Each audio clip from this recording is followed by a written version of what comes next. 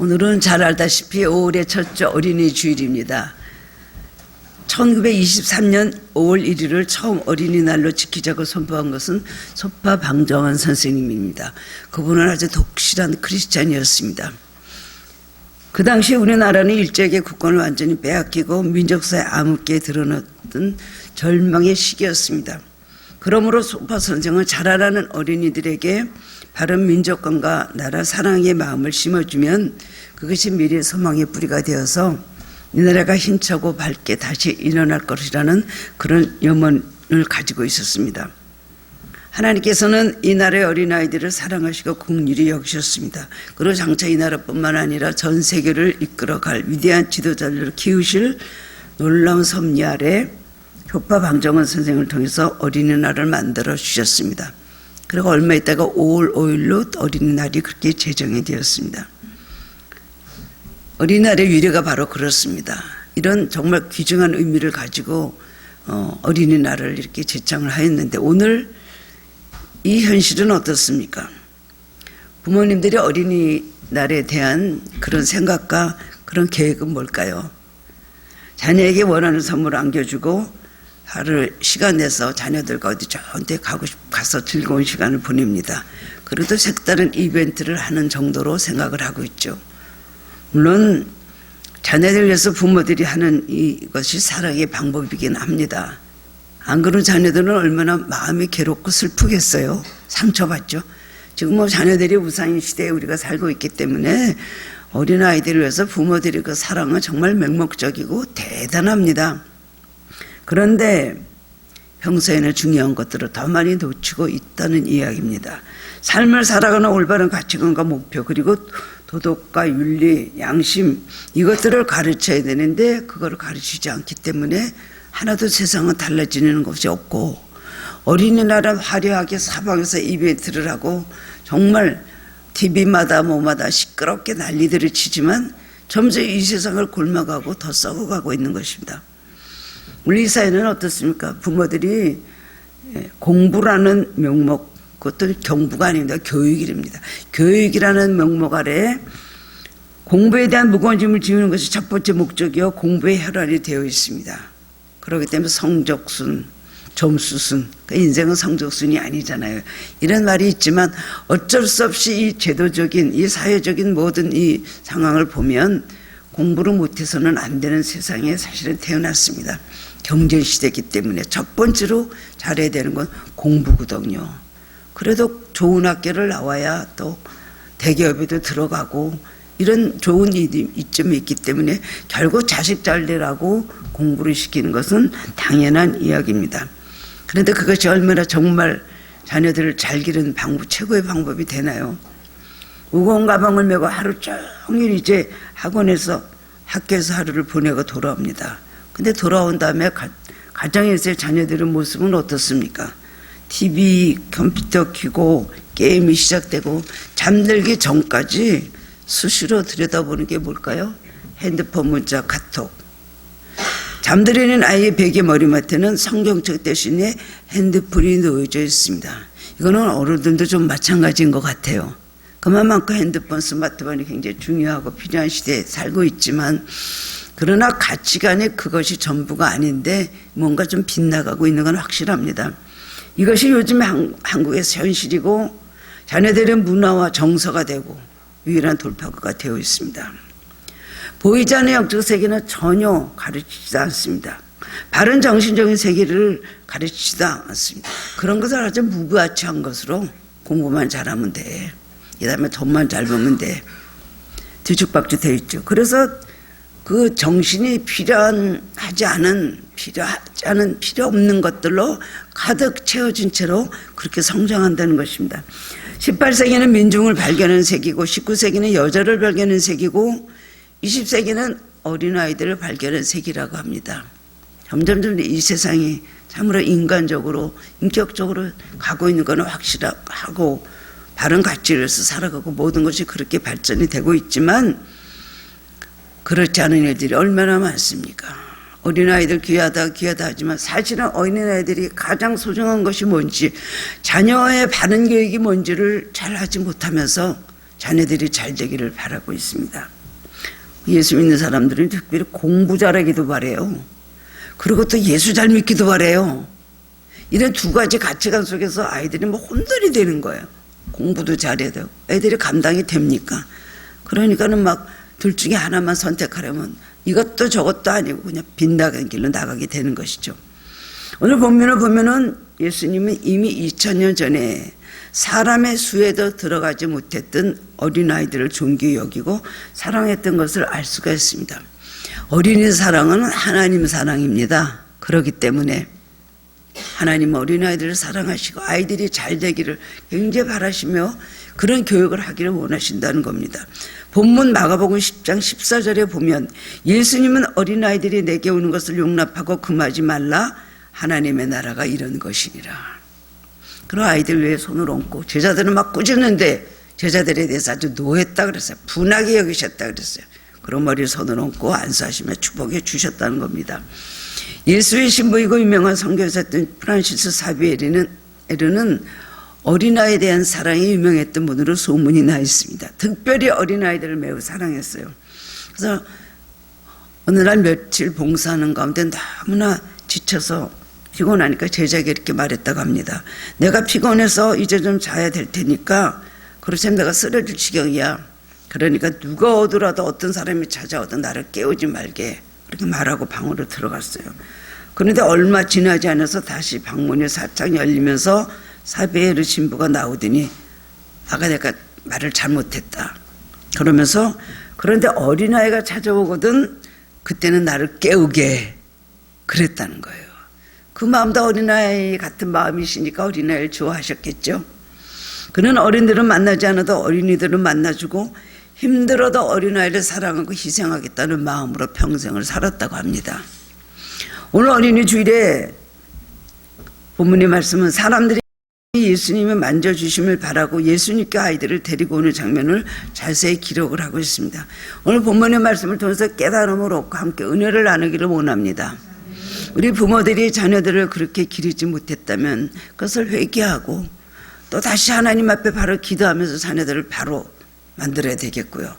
또 아직 뭐 결혼하지 않은 청년들도 있습니다만은 자녀 교육이 어떤 것인가, 이것이 얼마나 우리가 기독교에서 또 신앙적으로 중요한 것이라는 것을 본문의 말씀을 통해서 우리는 깨달아야 되는 것입니다. 다른 것이 중요한 것이 아니에요. 자녀 교육이 가장 중요한 것입니다. 첫 번째로는 주님께 자녀를 데리고 나와야 된다는 것입니다. 부모 마음은 어떤 마음입니까? 예나 지금이나 자식 잘 되기를 바라는 마음이죠. 그래서 그 당시 사람들도 자녀 잘 되기를 바라는 마음으로 사랑하는 자신의 아이를 예수님께 이렇게 데리고 왔습니다. 예수님께서 한번 안아주시고 좀 쓰다듬어 주시고 한번 손이라도 잡아주시길 바라서 데리고 온 거예요. 어린아이들 복받기 위해서요. 자녀들의 장래를 위해서 우리 부모된 사람들이 가장 해야 될 가장 족복목이에요. 자녀들을 예수님께 데리고 오는 것입니다. 이걸 잊어버리고 급한 일들이 많이 있기 때문에 신앙은 나중에 해야, 신앙을 앞으로 그렇게 돼야지 억지로 하나? 억지로 되나? 이런 생각들을 너무나 많이 갖고 있기 때문에 자식들의 신기를 건드리지 않으려고 그래요. 싫은 소리 안 하려고 그러고, 그리고 자녀들이 그것 때문에 상처받는데요. 성경은 자녀들을 훈계하라, 자녀들을 야단쳐라, 자녀들을 때려라, 채찍으로라도 해서 좋은 것을 들여놔라. 그렇게 성경은 말을 하고 있는데 그렇게 하지 못합니다. 미국의 오버트 차프만이라는 박사가 4,500명이 모인 집회에서 한 통계를 얻었습니다. 그 내용을 보면 400명은 10살 이전에, 600명은 10살에서 14살 이전에, 또 600명은 14살에서 16살 사이에, 1000명은 16살에서 20살 사이에 예수를 영접하였고 겨우 24명만이 36대 이상에 되어서 신앙을 가졌다는 얘기입니다. 자, 보면 박사는 굉장히 놀랐어요. 그리고 더 광범위하게 사람들을 조사했습니다. 그때 다음과 같은 통계가 또 나왔다는 것입니다. 25세 이후에는 1000명에 겨우 1명, 35세 이후에는 5만 명에 1명, 45세 이후에는 20만 명에 1명, 55세 이후에는 30만 명에 1명, 75세 이후에는 70만 명에 한 명 걸로 예수를 영접했다는 거예요. 내가 마음에 들수록 인간의 마음은 부패하고 그리고 악으로 강팍해지고 때묻습니다. 그렇게 되면 복음을 잘 받아들이지 않습니다. 그리고 이미 그 나이가 되도록 복음을 전에 들었지만 아이고 예수가 어딨어, 천국이 어딨어, 너나 잘 믿고 잘 살아, 이런 사람들이 점점 안 믿고 강팍하고 완악한 채로 70대가 되면은 거의 복음을 받아들이지 않습니다. 그래서 위대한 전도자들의 생애를 보면 대부분 어린 시절에 회심을 하고 하나님의 종이 되기를 서원을 하고 큰 일꾼이 된 경우가 훨씬 많습니다. 병신도 때 제가 전도로 많이 다녔는데 가보면요, 정말 10대 전도하기 아무것도 모르고 올 수가 있어요. 근데 10대, 그래서 그 부모들이 교회를 안 보내요. 20대를 전도하기가 가장 좋더라고요.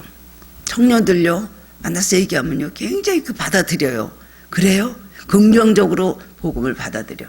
30대 결혼하고 난 사람들은 아기를 가졌거나 아니면 좀 일이 잘 안 되거나 이러면은 그 다음에 복음을 받아들이고 말하는 말이 좀 심취가 됩니다. 40대, 50대, 60대, 70대 안 받아들여요. 확실해요. 70대신 분 가서 예수 믿으라 그러면은 불교 믿는 분 빼고 불교로 굳어진 분들은 불교예요. 근데 불교로 안 믿는 사람들도 예수 믿으라는 소리 하면요, 소금 뿌리고 물 뿌려요. 개한테 물린 적도 있고요. 그 다음에 소금 갖다 뿌리기도 하고. 한마디로 재수 없다는 것이죠. 예수가 있긴 뭐가 있어 라고 하면서 받아들이지는 않습니다. 그렇게 된 부모는 자녀들이 어리면 어릴수록 일찍 예수님께 데리고 나와서 주님을 만나야 됩니다. 아무것도 모를 때 부모가 가장 좋은 사람인 줄 알고 부모 사랑에 가장 사랑받고 싶어 그렇게 할 때 그때 전도를 해야 돼요. 그럼 자기도 모르게 예수님 하면 예수님, 식기도 때도 하고 난 다음에 아멘 하면 아멘 하거든요. 그러다 보면 그냥 그렇게 하다 보면 결국은 신앙이 싹트고 자라게 된다는 것입니다. 그런데 잡초같이 자라면서 세상에서 잘못된 가치관, 물질관으로 삶의 자세가 잘못 뿌리내리고 굳어지기 전에 하나님의 말씀은 먼저 삶의 기초가 되어야 된다는 것이에요. 구원과 그 다음에 내세관을 가르쳐줘야 됩니다. 죽음에 내세가 있다는 걸 가르쳐줘야 돼요. 믿든지 안 믿든지 그걸 가르쳐야 됩니다. 영생이 중요하다는 걸 가르쳐줘야 됩니다. 영원한 가치관이 뭐라는 걸 가르쳐줘야 되는 거예요. 근데 어디 가르칩니까? 공부만 잘하면 된다. 비전 주고 그 다음 비전을 이루라고만 하지, 자기네 믿으면서 자녀들에게 그런 말 한마디를 못하고 부담 주기 싫다는 거예요. 부담이요. 이 부담이라는 단어가 기독교에는 존재하지가 않습니다. 목숨을 다해 하나님을 사랑하라 그랬는데요, 어떻게 부담 주기 싫다, 편안하게 살아야지 라고 하는 것은 그거는 책임을 다하지 못한다는 걸 알아야 되는 것입니다. 북한 사회주의 어떻습니까? 무신론과 그야말로 유물론 아닙니까? 신은 없고 이 세계는 보이는 것만 같다. 그게 바로 무신론, 유물론이 바로 사회주의인데요. 북한에서 어린아이들이 갖고 있는 사회주의 사상은 김일성, 김정일, 그리고 살아있는 김정은에 대한 숭배 사상으로, 그거는 국가에 대한 어떤 것이 아니죠. 완전히 이건 애국이 아니라 완전히 이거는 신앙이요, 그야말로 종교 아닙니까? 굶고 살고 먹을 것도 하나도 없는데도 그나마 사는 것도 다 이 김일성, 김정일, 김정은이 내려주는 것도 우리가 살고 있다. 그렇게 말을 하고 있습니다. 그렇기 때문에 어릴 적부터 사상교육이 얼마나 무서운 것인가 알 수가 있는 것입니다. 다 커서 아마 그걸 한다면 뭔가를 이렇게 비판했을지도 몰라요. 어렸을 때 아무것도 모르는데 그랬습니다. 옛날에 연예인들 나훈아 이런 분들이 갔다 온 적이 있었어요. 북한에 처음으로. 그런데 그때요, 그 어린아이가 한 두 돌도 안 되는데 머리에 리봉 달고 신고 이렇게 예쁜 옷을 그래도 이쁘고, 기자가 가서 물었어요. 이거는 누가 준 거예요? 머리에 리봉을. 그랬더니 어버이 수령님이십니다. 이 신발은 누가 준? 어버이 수령님이 주셨습니다. 다 어버이 수령이 줬다는 거예요. 누가 그러더라고요. 북한에서 내려온 사람이. 북한은 주체사상이 완전히 김일성, 김정일, 김정은이잖아요. 지금 내려왔잖아요. 그렇지만은 오로지 그야말로 복종이고요. 다른 것은 있을 수가 없다는 거예요. 주체사상 가장 옳다 해서 거기에 대해서 이제 완전히 다른 것을 숭배하거나 생각하는 두 가지 마음을 가지고 있지 않아요. 근데 우리 남한에 내려오니까요. 왜 그렇게 복잡하고 섬기는 것들이 많은지 모르겠다 이거예요. 예수 믿는 사람도 그렇고 돈 좋아하고 사치한 거 좋아하고 막 이러면서 그 사람이 하는 말이 전도 강령이었어요. 그분이 예수를 믿고. 북한 사람들이 남쪽으로 내려와서 그 주체 사상에서 예수님 섬기는 그러면 바뀌면요. 엄청나게 예수를 잘 믿을 거라는 거예요. 이 남한 사람들은 예수 믿으면서 왜 그렇게 이것저것 좋아하고 말씀대로 살지 않는 게 많은가. 그런 얘기 그때 제가 들은 적이 있었습니다. 어려서부터 기저귀 찰 때부터 걸음할 때부터 철저하게 반복해서 사회주의 교육을 시켰기 때문에 그러거든요. 사회주의도 자녀들을 하나님 말씀으로 가르치고 양육하는 사람들이 있다고 그래요. 더러 기도하는 분들. 그렇다면 여러분 북한에서도 그런 교육을 시키는데 주체사상을 가르치는데 하물며 하나님 영원한 가치는 하나님에 대한 신앙교육을 가장 최우선 순위에 놓고 가르쳐야 되지 않겠습니까? 그런데 그러지 못한 것이 문제이죠. 아브라함 링컨은 미국의 제16대 대통령 취임할 때 성경에 오른손을 놓고 대통령 선서를 하는데 자기 나는 이 성경에 손을 얹고 선서하겠습니다. 자기가 갖고 나온 성경을 놓고 다 모든 대통령들이 손 얹고 한 그 성경책이 아니었어요. 근데 보니까 다 낡은 조그만 성경책을 들고 나서 그 성경을 들고 선서하기도 하겠습니다. 그리고 어머니가 내게 주신 이 성경책으로 인해서 오늘의 내가 되었다고 말했어요. 링컨을 그린 어머니는 두 번째 어머니인 계모였습니다. 그런데 그 계모는 자기가 낳은 자식도 아닌데 얼마나 그 어린 자식인 링컨을 하나님 말씀으로 양육하라고 힘을 기울였으며 그 계모는 또 링컨이 16살 때 세상을 떠났어요. 그런데 그 가운데 얼마나 성경 신앙교육을 잘 시켰는지 링컨은 가장 존경하는 어머니를 그 계모로 말하고 있습니다. 그리고 먼저 세상 떠난 생모도 예수님을 잘 믿는 사람이었어요. 그래서 성경 말씀을 계속 배워가지고 얼마나 정직한가 순수한가 그리고 정말 의로움으로 때묻지 않은 신앙으로 그 링컨이 성장을 했다는 것입니다. 두 링컨의 가장 삶에 큰 영향을 준 것은 훌륭한 신앙의 두 어머니였어요. 그들은 가진 것이 없이 정말 찢어지게 가난했습니다. 무엇보다도 중요한 신앙의 유산을 링컨에게 그런데 상속시켜 줬다는 겁니다. 링컨의 전기를 쓴 한 작가는 이런 말을 했습니다. 하나님께서는 링컨에게는 위대한 사람이 될 만한 조건은 단 한 가지도 주시지 않았다. 다만 그에게는 가난과 훌륭한 신앙의 어머니만을 주셨을 뿐이다. 그런데 하나님 말씀대로 살라는 어머니의 가르침이 있었기 때문에 미국에서 가장 정직한 변호사, 가장 훌륭한 대통령이라는 칭송을 받을 수 있었다. 그는 신앙의 유산을 물려받아 흑인을 해방시키는 역사상 가장 위대한 대통령이 되었다. 전기에 그렇게 기록을 하고 있습니다. 사람은 성장 과정 속에서 가정의 영향이 92%라고 합니다. 저거 누구 닮아 저래? 쟤는 누구 닮아 저래? 그렇지 않습니다.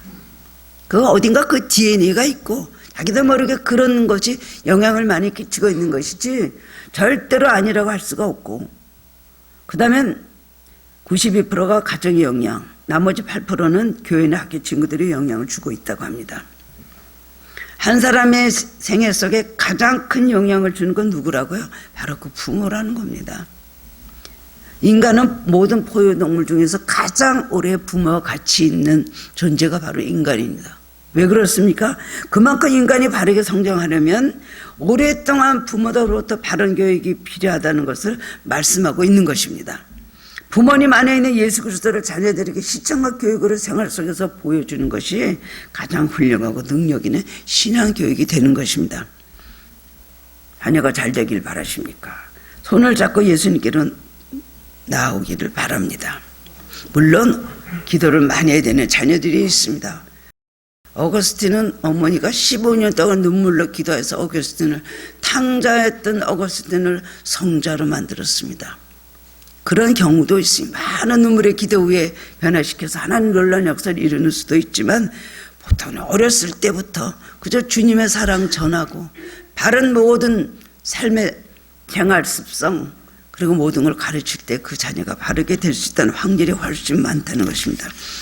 그 예수님께서 우리 자녀들을 데리고 나올 때 그저 어떻게든 좀 만져주시기를 또 안아주시기를 축복해 주시기를 기도해야 되는 것입니다. 두 번째로는 결단과 계승이 있어야 합니다. 자녀들이 훌륭한 인물의 선물로 자라려면 어떻게 될까요? 먼저 부모의 결단이 있어야 됩니다. 그리고 자녀들은 그 신앙을 계승해야 된다는 것입니다. 첫 번째로는 그럼으로써 부모가 신앙의 모델이 되어야 되는 것이에요. 모든 교육이 그렇지만 특히 신앙교육은 모델이 중요합니다. 닮고 싶은 신앙의 모델이 누구인가가 자녀들에게 굉장히 중요한 것이에요. 바울은 위대한 신학자의 목회자의 선교사였지만 지식으로만 가르치지 않고 항상 모델을 제시해 주었습니다. 자기 자신이 완전한 모델이라고 생각하지는 않았습니다만 그러나 고린도전서 11장 1절에서 내가 그리스도를 본받는 자가 된 것 같이 너희는 나를 본받는 자가 되라. 나는 그리스도를 본받아 사니까 너희도 예수 그리스도를 본받으라는 얘기입니다. 교만해서 자기 신앙을 자랑하는 것이 절대로 아니에요. 나는 주님을 본받으려고 한다. 너희들도 주님을 본받는 사람이 되라. 나와 같이 그렇게 주님을 본받는 사람이 되자. 그렇게 말한 것입니다. 아프리카의 성자라고 불렸던 슈바이처 박사에게 어떤 사람이 찾아와서 자녀 교육의 방법 3가지를 요약해서 가르쳐달라고 요청했습니다. 그때 슈바이처는 이렇게 대답했습니다. 첫째도 본보기, 둘째도 본보기, 셋째도 본보기, 본보기를 보이는 것입니다. 이렇게 대답을 했답니다. 자녀들은 부모의 말을 따르지 않고 부모의 행위와 삶을 보고 따릅니다. 은혜 중에 하는 말, 그걸 비판을 합니다. 은혜 중에 하는 생각, 이런 걸 보고 자기들도 판단을 합니다. 그래서 자녀는 부모의 입을 보고 자라지 않고 뒤통수를 보고 자란다는 말이 있다는 것입니다. 그러므로 가장 좋은 신앙교육은 부모가 먼저 자녀들에게 바른 가치관을 가르쳐서 본을 보이고 바르게 믿고 바르게 사는 것입니다. 주님을 사랑하는 것, 주님께 어떻게 희생하는 것, 이웃을 위해서 어떻게 봉사하는 것, 그리고 바른 물질관을 가르쳐줘야 되고 하나님 사랑, 이웃 사랑의 어떤 걸 가르쳐줘야 되는 것입니다. 돈 들여 공부 잘 시키고 지식적으로 잘 가르치면 다 기르는 것입니까? 사실은 지식만 가르치고 돈만 들여서 제대로 키운다면 교육이 뭐가 어려울 게 있습니까? 그런데 교육이 가장 어렵다는 이유는 부모가 살면서 자녀의 생활과 인격 형성을 위해서 본을 보이는 것, 이것이 얼마나 어려운 일입니까? 화가 나는데 아닌 척 해야 되고 또 뭔가를 막 분노의 말, 책망의 말, 그냥 너가 그래갖고 잘 될 리가 있냐라고 하는 말이 입에서 나와도 그것도 참고 있는 것, 이러기도 자녀 교육이 매우 힘들고 많은 인내가 필요한 것입니다. 그러므로 부모 자신부터 자녀들 앞에서 철저한 신앙생활을 결단하고 실천해야 된다는 것입니다. 두 번째로는 자녀는 좋은 습관이 형성되어야 됩니다. 인간은 본래부터 죄인으로 본성이 악하고 무지하고 게으르게 태어나 있습니다. 그렇게 태어나지 않았지만 죄를 가지고 태어났기 때문에 언제와 자범죄로 인해서 인간을 살아갈 수 있도록 악하게 되는 것이거든요. 그러므로 자녀를 의도적으로 좋은 습관을 갖도록 훈련하지 않으면 엉망이 됩니다. 굉장히 옛날에 한 부자가 살고 있었다고 합니다. 두 아들이 있었는데 일도 하지 않고 맨날 아버지한테 돈 달라 그러면서 매일 놀고 먹습니다. 자식이 아니라 원수요, 근심 덩어리였어요.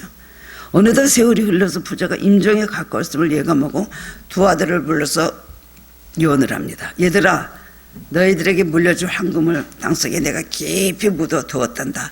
그러니까 부지런히 땅을 파서 찾아서 가져라. 그 금을 가지고 써라. 이렇게 말했다는 것입니다. 아버지가 돌아가시자 그 두 아들은 갑자기 부지런했습니다. 황금을 찾기 위해서 땀을 뻘뻘 흘리면서 땅을 팝니다. 그런데 아무리 땅을 파도 황금은 보이지 않습니다. 속이 상했지만 어떡합니까? 힘들이 파놓는 게 아까워서 거기다 곡식을 심었습니다. 추수 때가 되었습니다. 곡식이 익어서 온통 황금 물결을 이루었습니다. 그제야 두 아들은 아버지가 물려준 황금 유산은 다른 것이 아니라 근면한 습관이구나, 근면한 생활이구나, 땅에서 노력을 하고 노력해서 이런 것이 풍성하게 나오는 이 땅이 여기에 황금이 있구나. 그걸 깨달았다는 거예요.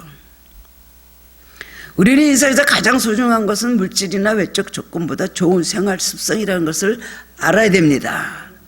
은연중에 그렇지 않아요.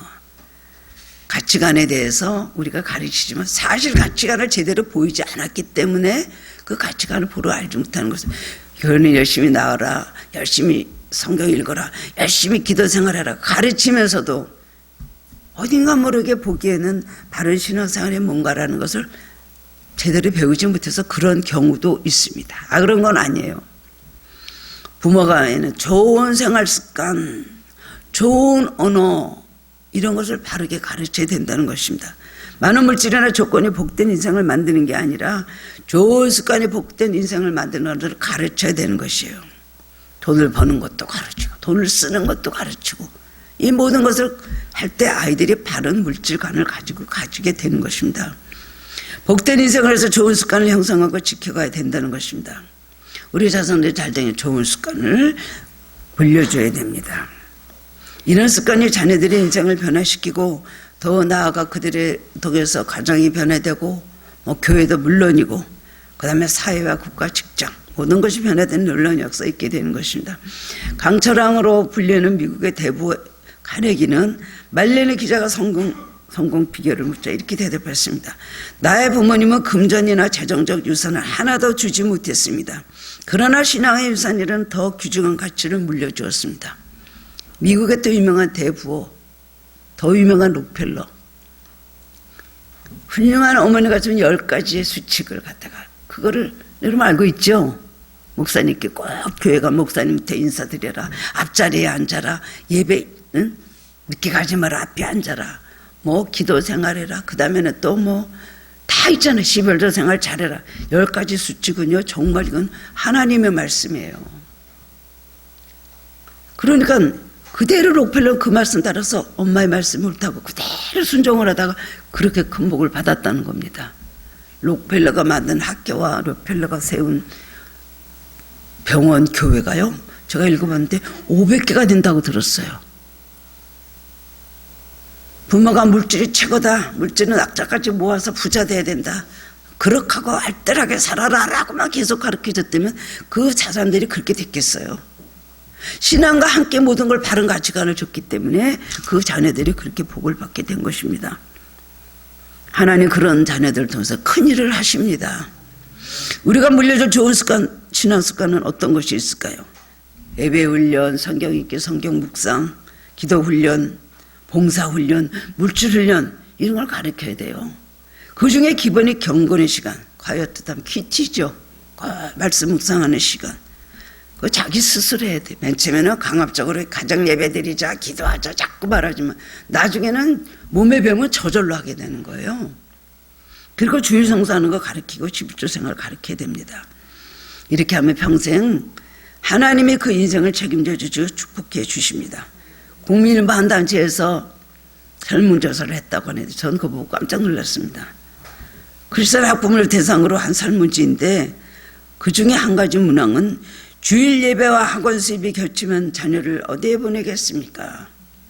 그랬더니 절반 이상이 학원에 보내야 됩니다 라고 답변했다는 겁니다. 아무리 공부가 중요하다고 크리스천으로서 이건 너무한 것 아닌가, 갈등이라도 있게 되는 거 아닙니까?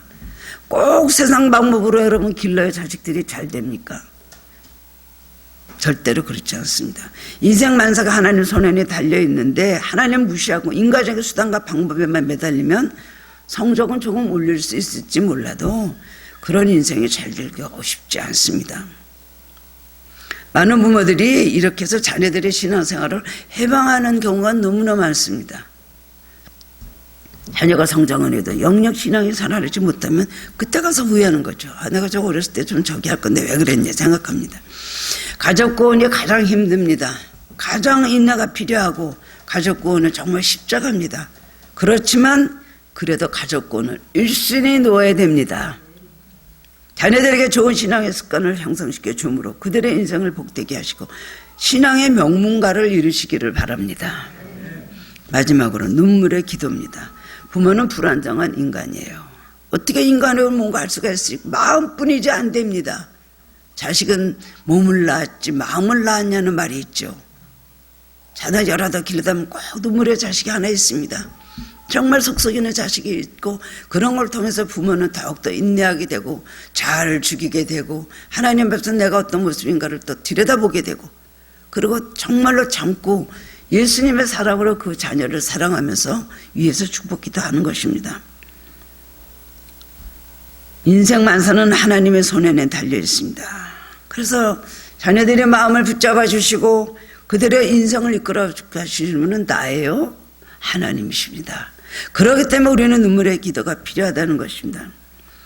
자녀 교육의 마무리, 자녀 뒷발을 찐 최고는 기도입니다. 시편 126편 5절 6절 보면 눈물을 흘려 씨를 뿌리는 자는 기쁨으로 반드시 기쁨으로 단을 가지고 돌아오리라다 말씀하고 있잖아요. 이것이 이스라엘 백성이 포로 생활에서 돌아온 걸 갖고 얘기하는 것보다도 자기 자녀들을 눈물을 기도하면 반드시 그 자녀는 잘 됩니다.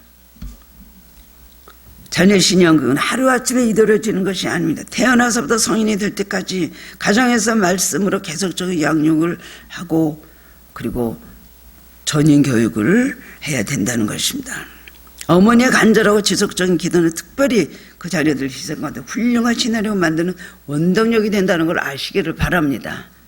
돈 잘 들여서 이런 거 잘 가르치고 학교 좋은 데 보내고 시집가고 결혼할 때 엄청나게 잘해주고 집을 사주고 그것도 중요한 축복 중에 하나겠지만 절대로 아닙니다.